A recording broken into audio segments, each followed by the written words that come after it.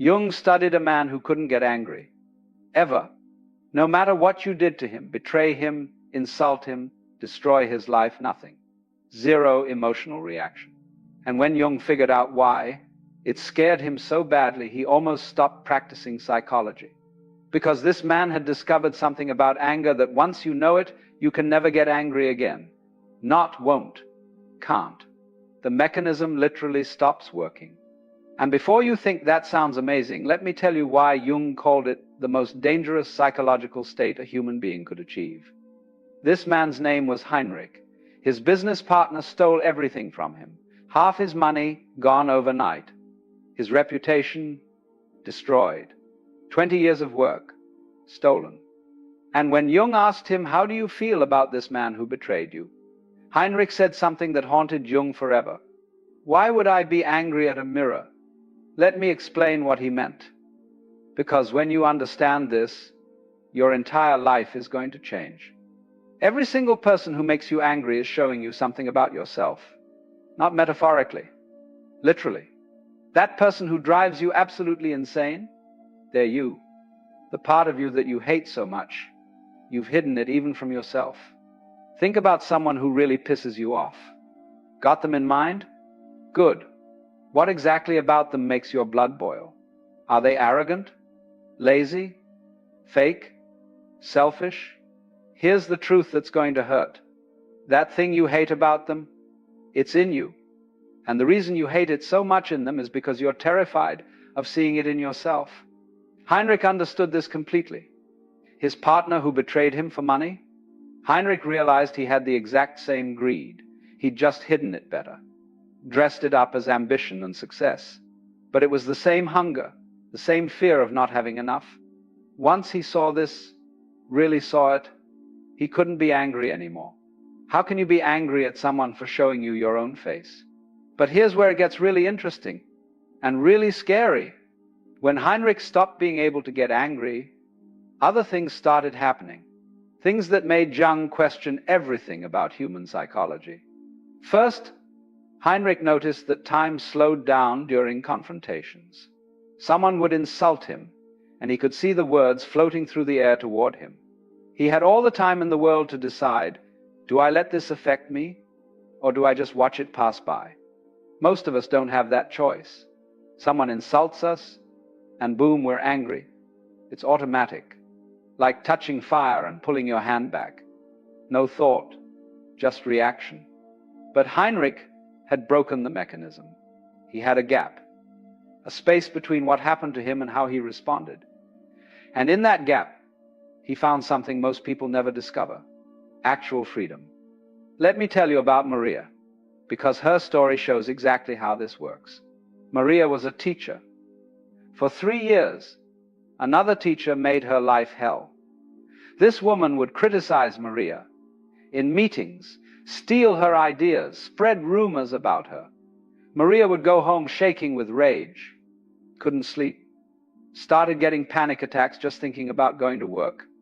Then one day, Maria was complaining about this woman to her friend, describing how insecure she was, how she had to tear others down to feel good about herself, how pathetic it was that she couldn't create anything original. And suddenly Maria stopped talking, because she heard herself. She was describing herself. Every single thing she hated about this woman was something Maria did. Maybe in different ways, maybe more subtly, but it was all there. The woman who stole ideas? Maria had built her entire teaching method on stuff she'd learned from others without giving credit. The woman who was insecure? Maria was terrified every day that her students would figure out she didn't know what she was doing. The woman who criticized others? Maria did it constantly in her head. This recognition felt like dying, because Maria realized she hadn't been fighting this woman for 3 years. She'd been fighting herself. But here's the miracle. The next day, when this woman tried her usual tricks, nothing happened. Maria watched her, really watched her, and all she could see was pain. This woman was drowning in the same fears Maria had. She wasn't an enemy. She was a mirror. The anger was gone. Not controlled, not managed, not suppressed. Gone. The factory that produced it had shut down. Now, You might think this sounds great. No more anger, no more being triggered, no more emotional pain from what others do to you. But Jung discovered there's a price, and it's a price most people won't pay. When you can't get angry anymore, when you see that everyone's attacks are really just them fighting with themselves, you start to notice something terrifying. Everyone around you is insane. I mean that literally.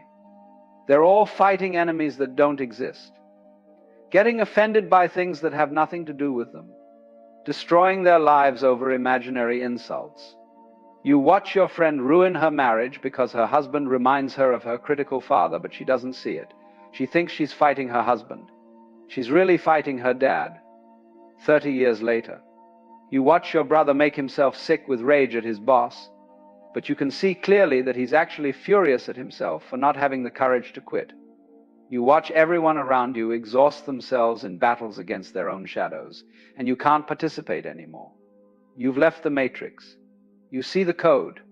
Heinrich described it like this: I feel like I'm the only sober person at a party where everyone else is drunk. They're all stumbling around, getting into fights over nothing, crying about things that aren't real. And I'm just standing there, completely clear, watching them destroy themselves. The loneliness is crushing, because you can't go back. Once you see that anger is just you fighting with yourself, you can't unsee it. Once you understand that being offended is a choice, you can't pretend it's not.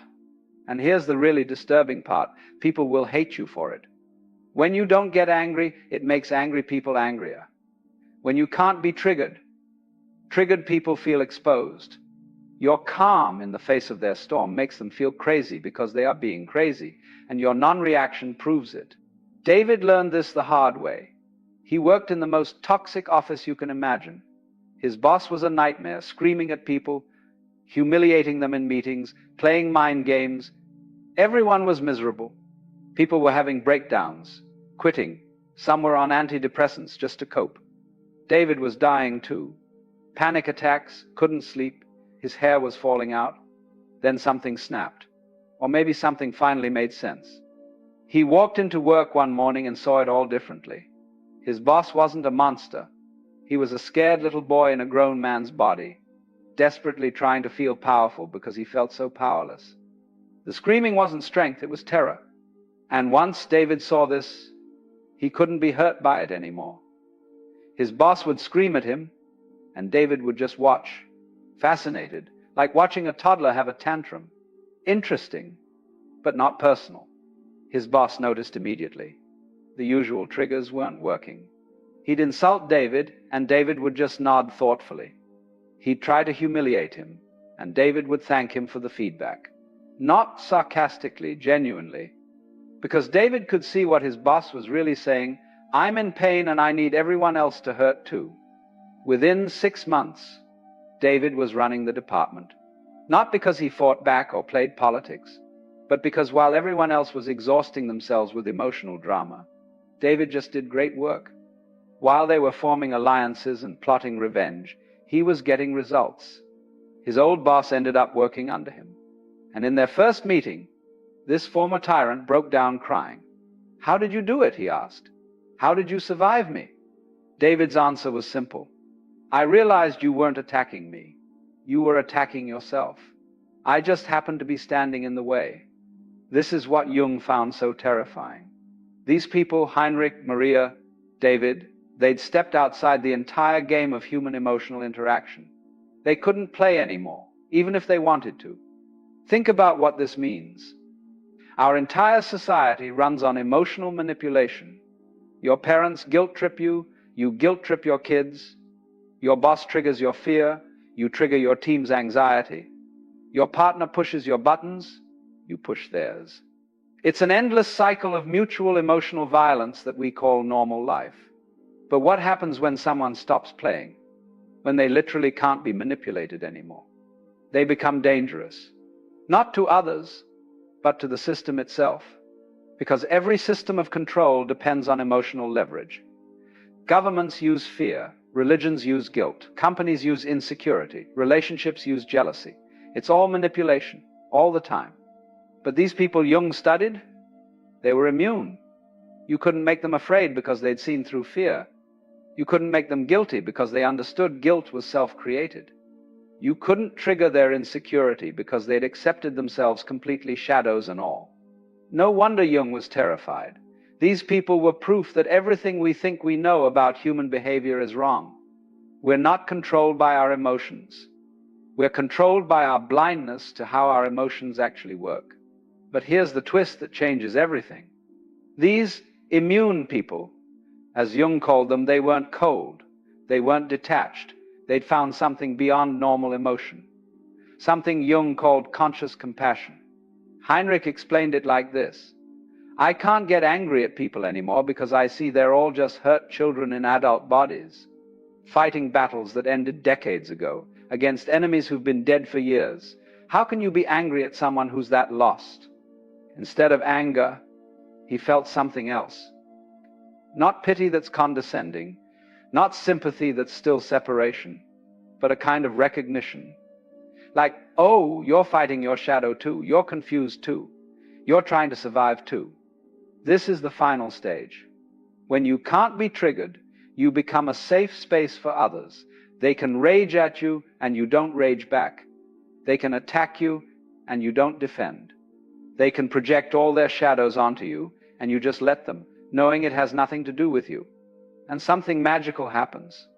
Sometimes, not always, but sometimes they wake up a little. They see their own craziness reflected in your calm.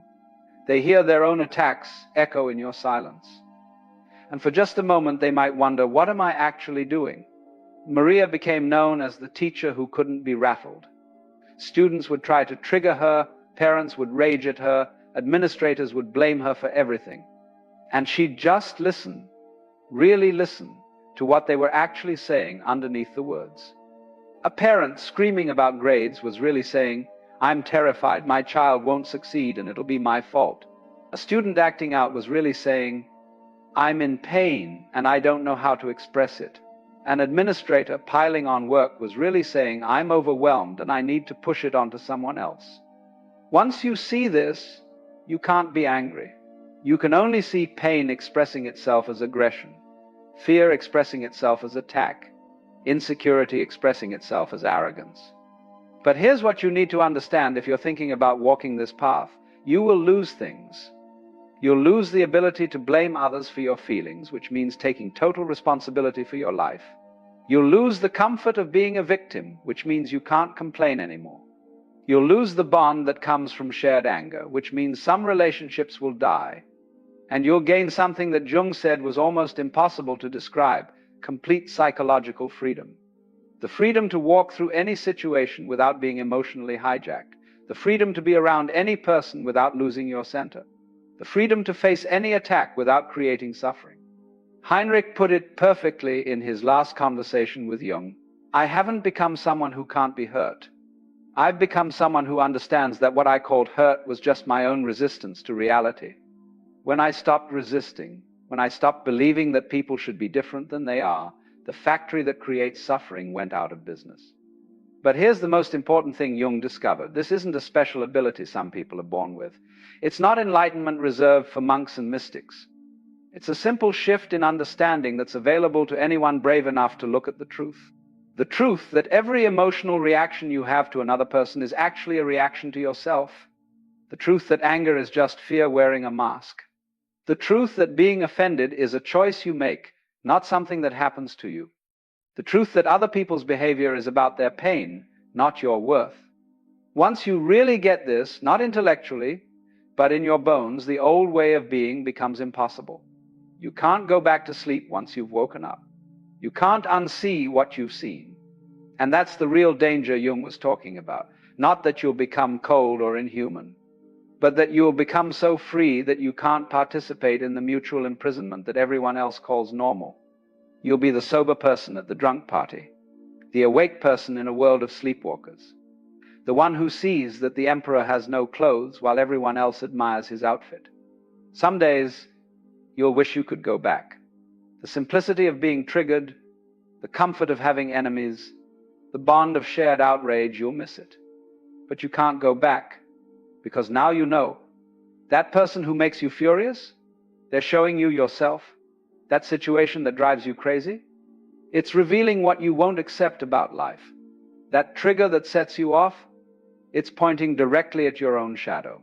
So here's the question. I'll leave you with the same question Jung wrestled with until he died.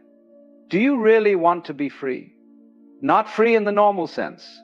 Free from the prison of your own emotional reactions. Free from the exhausting game of trigger and response. Free from the insanity of taking everything personally. Because this freedom is available. Heinrich found it. Maria found it. David found it. Thousands of others have found it. But it costs everything you think you are. Your story of being a victim, your right to be offended, your justification for anger, your excuse for suffering. All of it has to go. And what's left is something Jung could barely put into words. A human being who can't be controlled through emotional manipulation. Someone who sees through the entire game. Someone who's stepped out of the collective insanity and into something else entirely. You now know this is possible. You can never unknow it. That's the real danger. The question is, what are you going to do with this knowledge? Keep fighting your mirrors? Keep getting angry at your own reflection? Keep exhausting yourself in battles against yourself? Or are you ready to put down the weapons and see what's really going on? The choice has always been yours. But now, at least, you can't pretend you don't know there's a choice.